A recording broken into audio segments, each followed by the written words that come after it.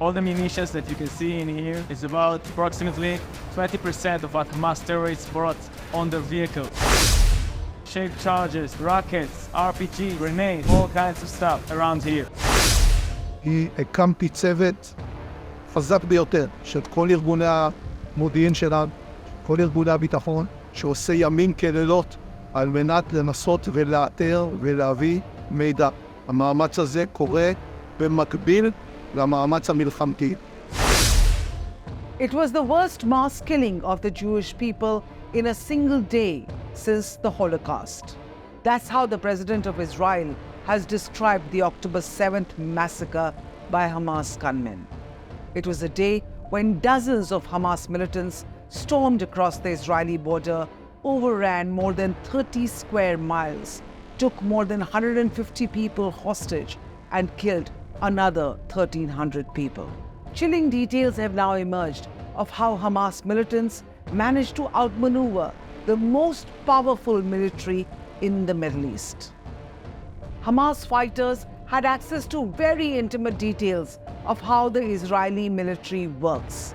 In fact, a recent NYT report details how they had access to color-coded maps, knew the IDF's strengths and even each of their weaknesses. Let's look at Hamas's attacks at two locations which show how much detailed intelligence the militant group had.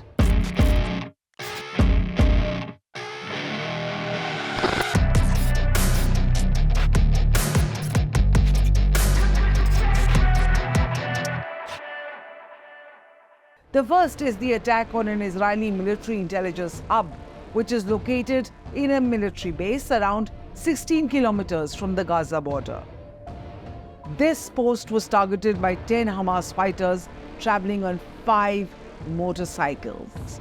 The attackers had a color-coded map of the entire military facility. After using bombs to break through an unguarded gate, they entered the main building through an unlocked door. After that, the fighters located the intelligence hub inside the building. 2 Israeli soldiers hiding in that room were shot dead. After a few hours, Israeli reinforcements arrived, and this hub became one of the first military camps to be freed. The second attack was on Kibbutz Nahal Oz, a village of around 500 odd people located there less than a kilometer from the Gaza border. The attack on this hamlet was part of a coordinated strike plan. Hamas militants had plotted to enter Nahal Oz from specific angles. They knew the approximate number of soldiers and vehicles in nearby military camps. The attackers also knew how much time the troops would take to reach the village. The ease with which Hamas fighters entered towns and cities and villages and committed mass murder shows how well planned the attack was. Hamas in fact ensured that Israeli military reaction would be slow. How? Well, first, Hamas used drones to wreck Israeli surveillance and communication towers along the entire Gaza border. This meant that the Israelis had no advance warning of an imminent attack and also made their subsequent response obviously very, very slow. Israeli officials told NYT that the attackers knew the location of communication servers at military sites and destroyed them. Because of this, Israeli troops struggled to raise the alarm or to contact other bases or even to mount a coordinated response. Documents taken from dead attackers and their videos show that Hamas men knew where specific military units were placed and how much time would it take for Israeli reinforcements to come in. This meant that Hamas was able to time its attack in a way that maximized casualties and kidnappings.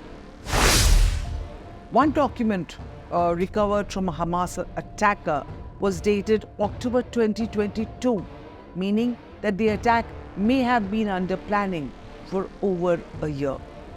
The way in which the assailants functioned also showed a very high level of preparation. Reports say that Hamas's leadership had divided the attack units into different teams, given them various tasks. Some were told to attack specific targets, either civilians or military. Others were told to take hostages so that they could be used in future negotiations. Yet others were told to wait near streets, ambush incoming Israeli troops.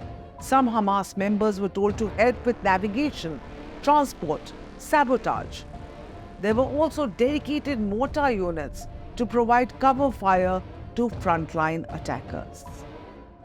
Now, the Israeli military has now said that once the fighting ends, it will investigate how Hamas knew so much about its operational details. Whether there was a mole in the Israeli system or a leakage due to inadequate security, one does not know. What one does know is that the price for this has already been paid by Israeli civilians.